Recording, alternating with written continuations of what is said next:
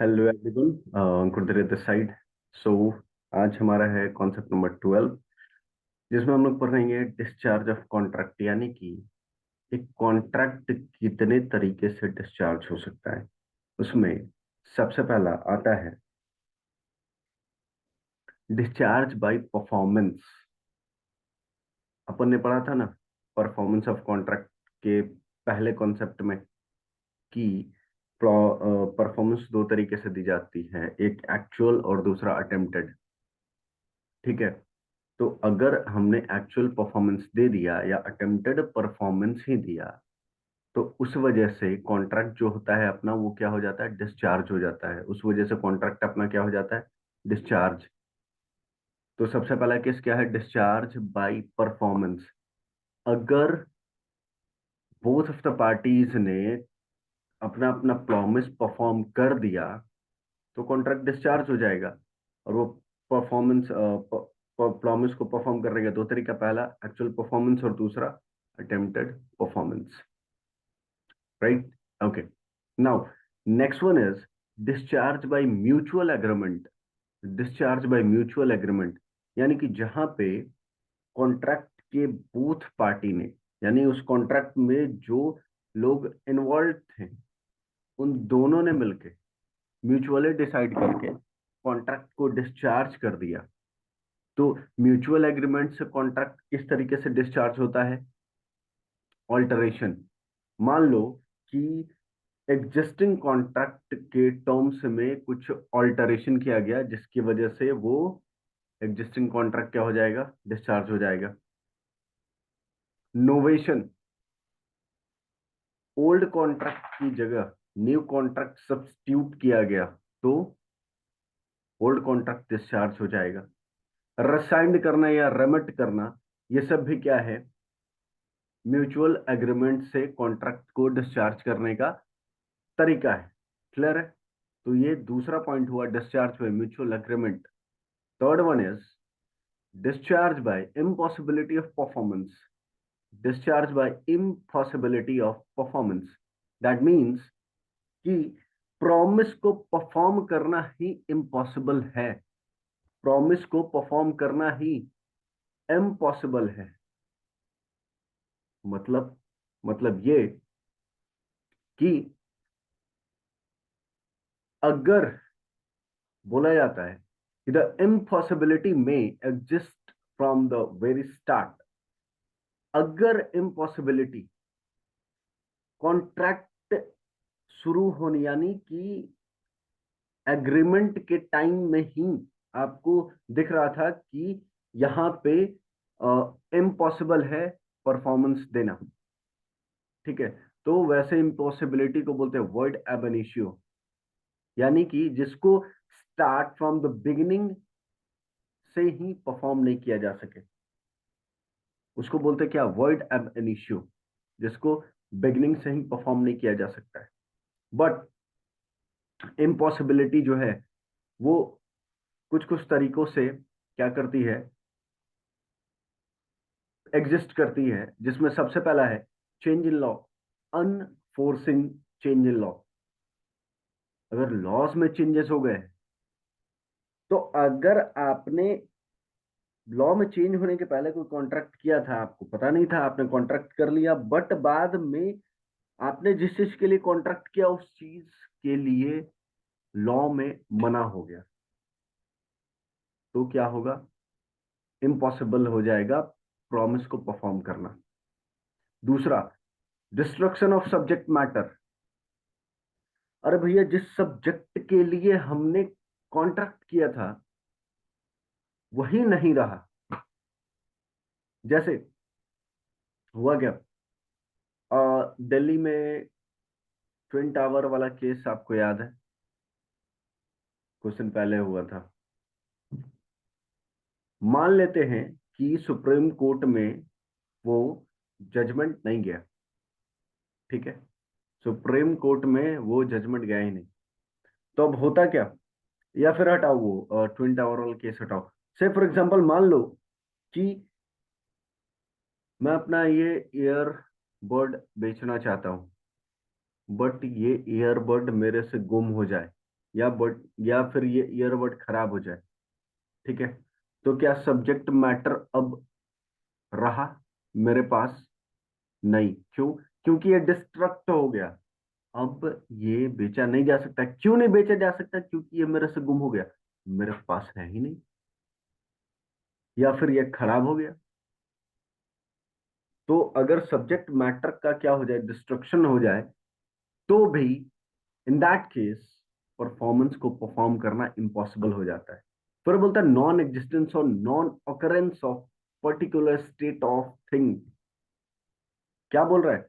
Non existence और non occurrence of particular state of thing. अरे जो चीज एग्जिस्ट ही नहीं करता, आप उस चीज के लिए कॉन्ट्रैक्ट कर रहे हो। जो चीजें एग्जिस्ट नहीं करती, आप उस चीज के लिए, या फिर जो चीजें पॉसिबल हो ही नहीं सकती, उस चीज के लिए कॉन्ट्रैक्ट कर रहे हो। जैसे मैं तुम्हारे लिए चांद तारे तोड़ के लाऊंगा, तुम्हारे पापा टांग के गए तुम्हारे घर के छत पे, जो तोड़ के ले आओगे। क्या सब्जेक्ट मैटर एग्जिस्ट करता है? No. In that case performance को परफॉर्म करना इम प्रॉमिस को परफॉर्म करना इम्पॉसिबल है, ठीक है। And the last one is declaration of war. अगर वॉर डिक्लेयर हो गया, दो कंट्रीज के बीच में ऑफिशियली वॉर डिक्लेयर हो गया, तो भैया इन that case also contract discharge हो जाएगा बाय इम्पॉसिबिलिटी ऑफ परफॉर्मेंस। तो ये थर्ड पॉइंट था कि कॉन्ट्रैक्ट डिस्चार्ज होता है इम्पॉसिबिलिटी ऑफ परफॉर्मेंस की वजह से, यानी कि प्रॉमिस को परफॉर्म नहीं किया जा सकता, यानी वो प्रॉमिस को परफॉर्म करना इम्पॉसिबल हो गया। In that case the following are the four factors which is covered under impossibility of performance. First one is there is unenforcing change in law. Second one is destruction of subject matter. Third one is non-existence or non-occurrence of a particular state of thing. And the next one is declaration of war. In four cases, contract is discharged by impossibility of performance. Now the fourth one is by lapse of time. एक बात बताओ, एक contract को complete करने का एक specific time होना चाहिए ना, एक प्रॉमिस को परफॉर्म करने का स्पेसिफिक टाइम होना चाहिए ना, और वो स्पेसिफिक टाइम ही लैप्स कर जाए, तो कॉन्ट्रैक्ट क्या कॉन्ट्रैक्ट डिस्चार्ज हो जाएगा? क्या अग्रीमेंट, सॉरी, क्या कॉन्ट्रैक्ट डिस्चार्ज हो जाएगा? हाँ भैया, कॉन्ट्रैक्ट डिस्चार्ज हो जाएगा। तो आफ्टर डिस्चार्जिंग क्या कॉन्ट्रैक्ट को परफॉर्म कर सकते हैं?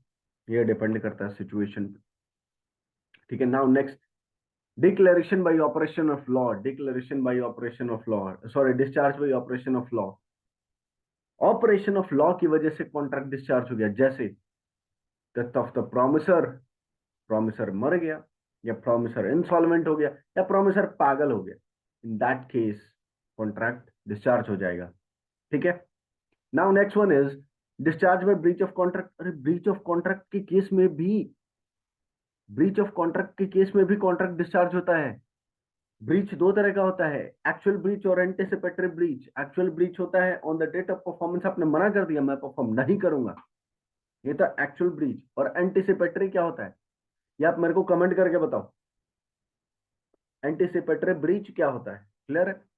नाउ नेक्स्ट वन, प्रोमिसी में वेव और रेमिट परफॉर्मेंस ऑफ प्रॉमिस। अरे प्रोमिसी ने खुद बोला तू परफॉर्म मत कर, इन दैट केस कॉन्ट्रैक्ट डिस्चार्ज हो जाएगा, क्योंकि प्रोमिसर ने खुद बोल दिया प्रोमिसर को कि आपको परफॉर्म करने की जरूरत नहीं है। क्लियर है? So in that case contract discharge हो जाएगा। क्लियर है? ओके। फिर बोलता है affect of neglect of promisee to afford promisor reasonable facility for performance. क्या बोलता है? ए प्रोमिसी नेग्लेक्ट और रिफ्यूज। अरे प्रोमिसी क्या कर रहा है? नेग्लेक्ट कर रहा है या रिफ्यूज कर रहा है, यानी कि प्रोमिसर जो है वो परफॉर्म करना चाहता है, बट प्रोमिसी ने परफॉर्मेंस को एक्सेप्ट नहीं किया, यानी प्रोमिसी ने परफॉर्मेंस को रिफ्यूज कर दिया या नेग्लेक्ट कर दिया। इन दैट केस कॉन्ट्रैक्ट डिस्चार्ज हो जाएगा। फिर बोलता है मर्जर ऑफ राइट। फिर बोलता है क्या? Merger of right. In that case also contract will be discharge. Clear है?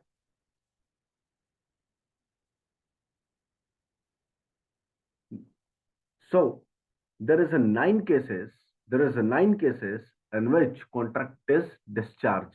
ठीक है, there is 9 cases in which contract is discharged. First one is discharge by performance. First one is discharge by performance. Discharge by performance में दो type, पहला होता है या तो आप एक्चुअल परफॉर्मेंस दो या फिर अटेम्प्टेड परफॉर्मेंस दो. In both of the cases contract discharge हो जाएगा. डिस्चार्ज बाय परफॉर्मेंस है. Next one is by mutual agreement. Mutual agreement का केस होता है ऑल्ट्रेशन, नोवेशन, रिसेशन, रेमिशन. ठीक है, in that case original offer need not to be performed. Counter offer भी आप बोल सकते हो. ठीक है, काउंटर ऑफर के केस में भी कॉन्ट्रैक्ट डिस्चार्ज हो जाता है. क्लियर है. लैप्स ऑफ टाइम की वजह से भी कॉन्ट्रैक्ट डिस्चार्ज हो जाता है. क्लियर. फिर बोलता है discharge by impossibility of performance. Impossibility of performance चार चीजों से हो सकती है.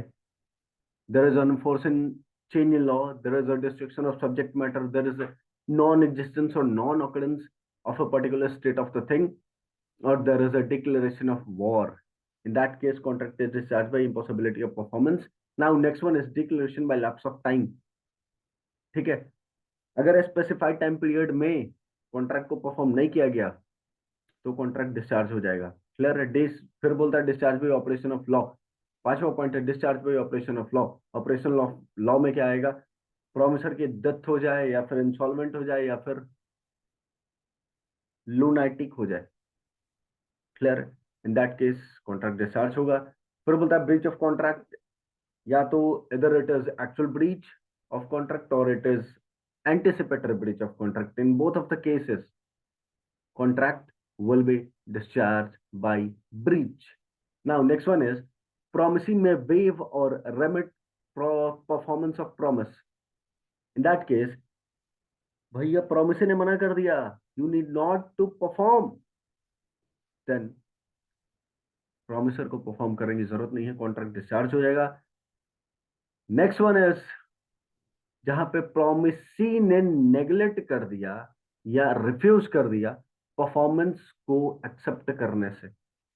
In that case, contract discharge हो जाएगा. And now next one is merger of right. The right is it superior or inferior right? And जहाँ पे ये दोनों right मिलते हैं at the same time and the same person, तो ये right मिल जाएगा. तो in that case, contract discharge हो जाएगा.